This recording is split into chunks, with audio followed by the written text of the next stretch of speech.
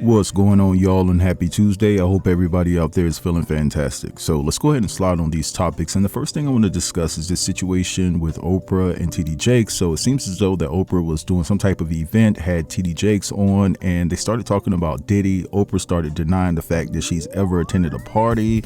TD Jakes denied the love affair that people been saying that was transpiring between him and Diddy and things of that nature. And so what I want to do right now is insert this soundbite of the two of them discussing that they had no real dealings with Diddy to that magnitude. Check it out. I'll be back. I have never been near a puff party. Never been near. And anybody who knows me knows if there is a party, I'm the first one out. Right. I'm the first one out.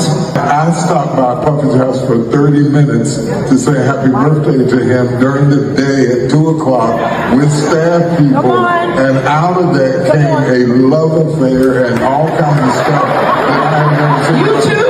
Yes. Yes. Now I'm almost 70 years old. What do I look like? And I am a grandfather. What do I look like at this late day? You know. All right, so you guys just heard that soundbite. Now, my question for Mr. TD Jakes is, why are you still selling out of court with potential victims that are threatening to come forward and expose you for touching them when they were younger, allegedly? You know what I'm saying? Allegedly, because I've gotten some information, but I decided not to put it out. I decided to spare you because you fell ill. And I'm not here trying to tear you down and rip you down completely. No, that's not how I get down.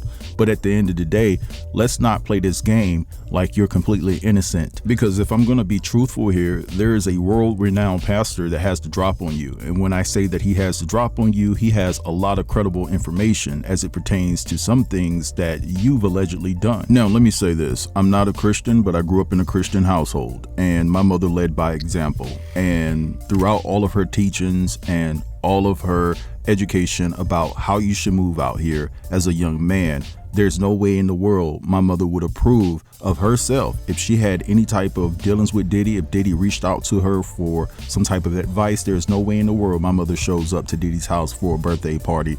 I don't care if it's for 30 minutes, 40 minutes, or an hour. And in fact, my mom was the type of woman that if she wanted to wish Diddy happy birthday, she would have wished it from afar, given that same scenario. There's no way she shows up and she's sitting down, vibing out, listening to secular music and things like that. No, my mother wouldn't want any parts of it, and it doesn't set a good example for people who follow your teachings and things like that. You were actually vibing out. You were dancing to secular music or basically vibing out to the music, and it just wasn't a good look. Now, of course, I will say that when you hang around certain people and these particular individuals have bad reputations, sometimes people, the public, the court of public opinion can deem you to be guilty by association, and I get that. And I'll even take it a step further and give you the benefit of the doubt, big homie, that everything went down the way you said it went down when you visited Diddy on his birthday, like nothing crazy transpired according to you. But I will say it still doesn't negate the fact that there have been alleged transactions behind the scenes that have transpired where you allegedly paid off victims because you were afraid that they were going to come forward with their story. So there's an undeniable stench that looms within all these accusations that have been brought against you. Like, where there's smoke, there's fire. I know that's an old saying. It's kind of corny now, but at the end of the day, it's a true statement. Now, as far as Oprah is concerned, check this out. We know that you've been a handler for years.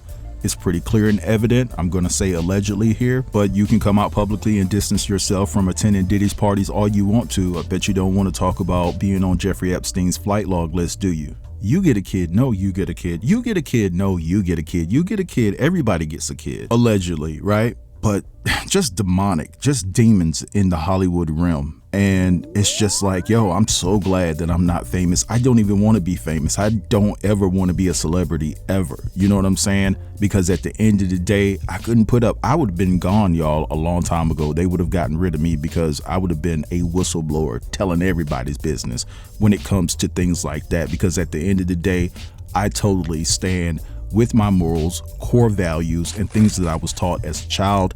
And I'm not going to put up with a whole bunch of shit.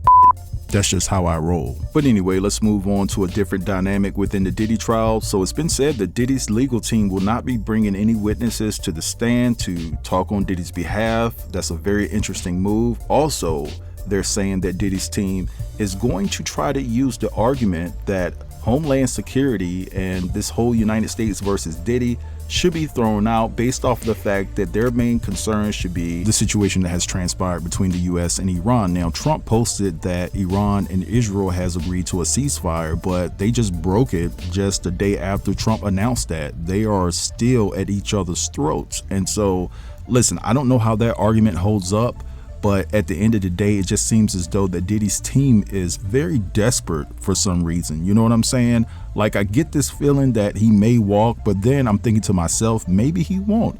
Maybe they're going to at least get him for 10 to 15 years. But anyway, what I want to do right now is implement this video that contains an update as it pertains to the Diddy trial and what transpired yesterday. I want you guys to feel free to drop down in the comments and leave your thoughts on everything that I discussed today. Okay? Don't forget to like. I appreciate you guys. Have a wonderful day. Peace.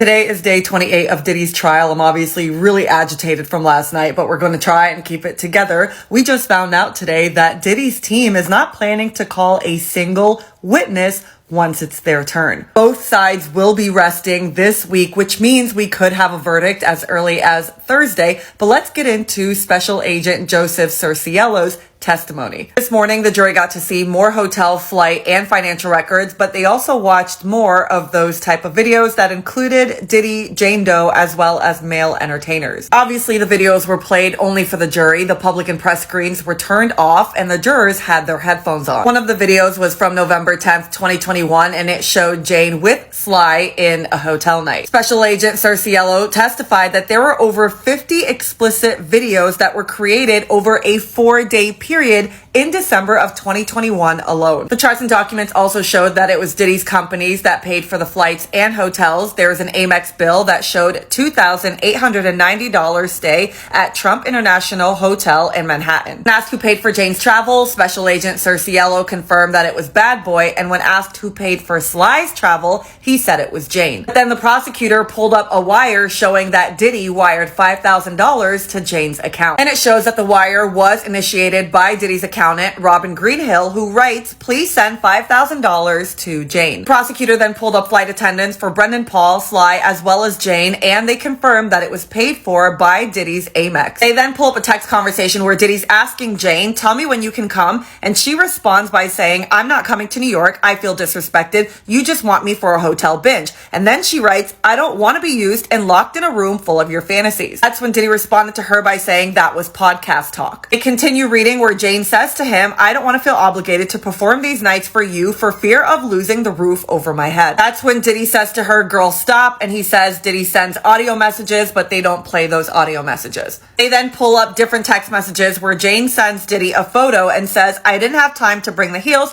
if someone can get them." Diddy then texts her asking, "Movie or entertainment tonight? Let me know if hotel is needed." Jury also saw text messages where Diddy was in a group chat with a woman named Bridget, who was a representative for Cowboys for Angels, and a man named Cody, who was an entertainer. This happened on September 26, 2023, where Diddy tells Bridget, "Stop raising my rate. I am a long timer." Bridget responded saying it wasn't up to the company, but the worker himself. And then Cody responds saying the best guys have high rates. Bridget responded saying she was contractually obligated to the rates on the website, and Diddy said okay and asked Cody to come to the Trump International Hotel for a 1 a.m. rendezvous. He then showed one final text message before going on break between Fahim, who is head of security, and Brendan Paul, who is one of the entertainers, and it says, "About after the show, Jane is in town, room at Trump, man down." Now, in terms of the explicit videos that the jurors have watched, it's being reported that they have seen 40 minutes so far during this entire trial of these videos.